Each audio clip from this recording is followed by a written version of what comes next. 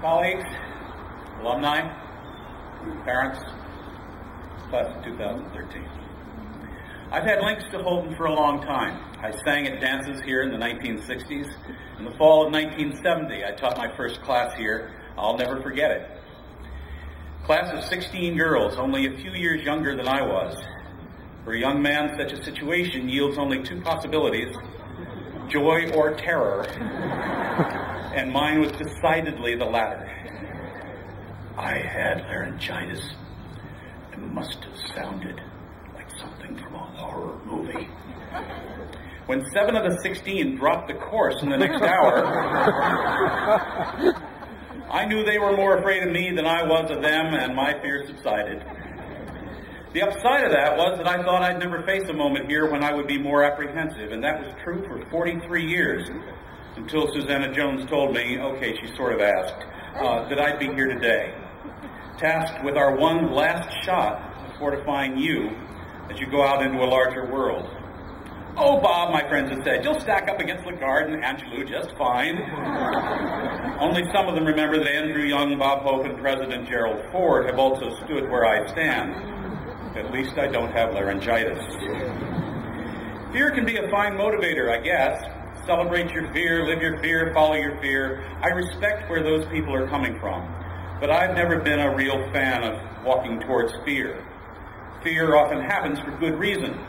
During the Cuban Missile Crisis, Air Force Chief Curtis LeMay wanted to start dropping bombs. John Kennedy had fear. Kennedy's fear might be why we are all right here, right now. Often the smartest advice in the Old West was, get out of Dodge.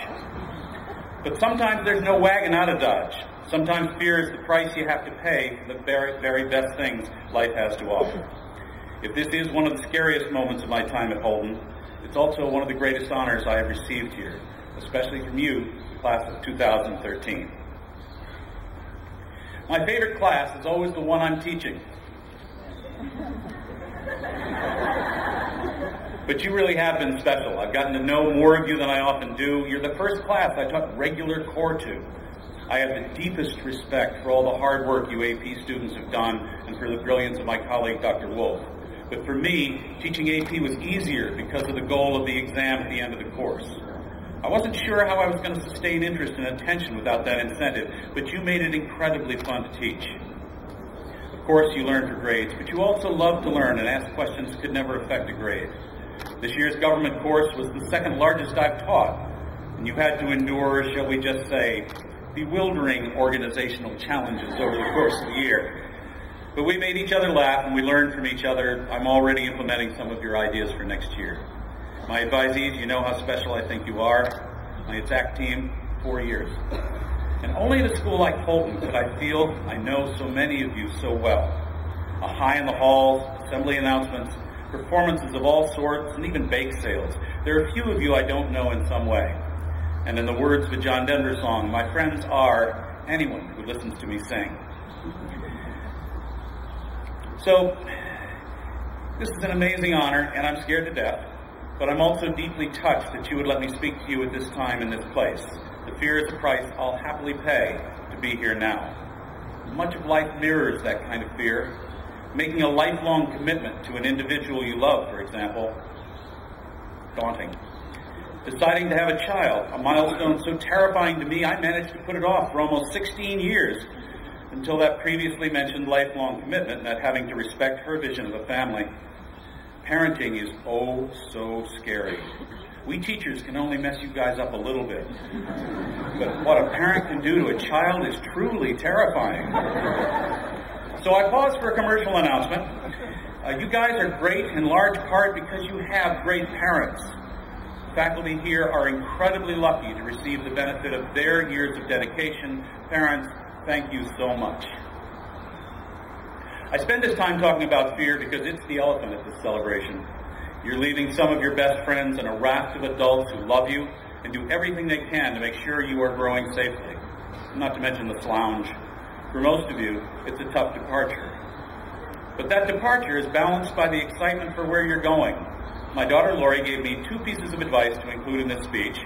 First, understand and relish the fact that for the next 4 years, and probably for the last time in your lives, There are people paid to be sure you're okay. In the small schools, they'll find you. In the big schools, you'll have to find them, but it will be very clear who they are and where they are. And two, she says this is very important, salads are expensive and a pain to make. Treasure the salad bars while you can. College really can be some of the best times of your life. But college means you're one huge step closer to the real world, and that's a disquieting realization. I gave an assignment recently in which I asked my students to look at Washington Post newspaper articles and link them to the history they'd studied.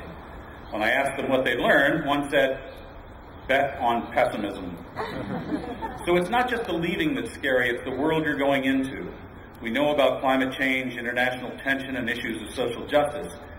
But the parts that are scariest are the parts we don't know. Thomas Friedman points out correctly that over half of you will take a job out of college that does not exist right now. How can you possibly know that you'll be ready for it? So you don't have to seek fear, it'll find you. But as you leave here, take a moment to reflect on all the ways you are so well suited for this rapidly changing world. Ironically, as the world becomes more oriented to technology, human skills can give you the edge over the million or so Chinese with whom you engage in some sort of competition.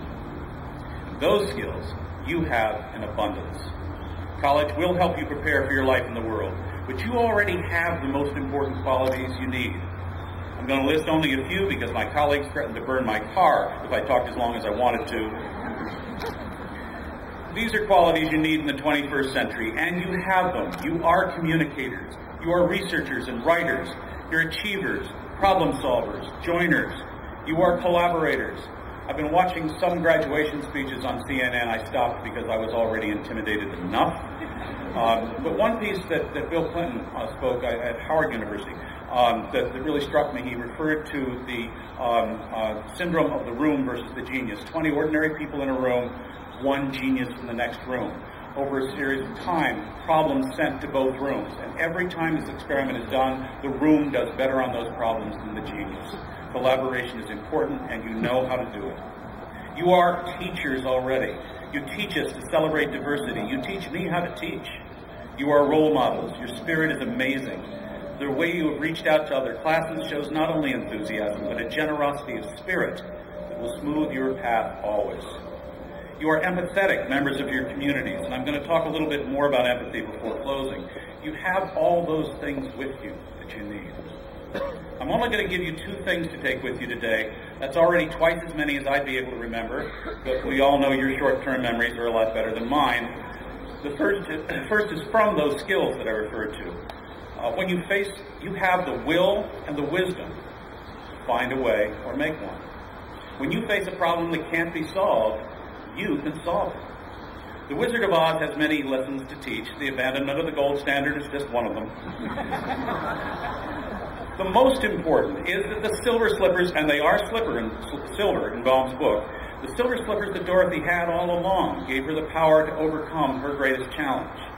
You guys all wear silver slippers. Don't forget to click them when the times get tough. And the other, to return to empathy, the ability to understand how others are feeling. Most of you have it. The rest of you are in the process of developing it. It allows us to make a difference in others' lives. It allows us to be the best people we can be. It also allows us to anticipate markets, political reactions, and make good business decisions. In short, if you practice really understanding those around you, you'll learn to succeed in anything else you choose to do. I came up with a phrase a few years ago that's so simple it sounds stupid. Doing the right thing usually turns out to be the right thing to do. Slightly more elegantly, in a conflict between expediency and right is usually the more rewarding. Now, caveat here, I've been as greedy, short-tempered, narrow-minded, lazy, and insensitive as anyone here. But I've also had better days, generous, patient, open-minded, energetic, compassionate days when I don't mind looking in a metaphorical mirror. And I've almost, not quite, but almost realized that the best way to be selfish is to be unselfish. And again, you're ready for the world because most of you really get that idea already. And many more of you are on track to learn it at a far younger age than I did. So go click your heels. Do the right thing. Know as you leave here, you're ready. Know when to get out of Dodge, but be ready to embrace the best of life even when it's scary, knowing that you can click your heels when you need to, and the values and care that you already show for others offer the safest and best path to a good life. 2013, go with our prayers, our love, our respect, our confidence in you. Game over. Game begins.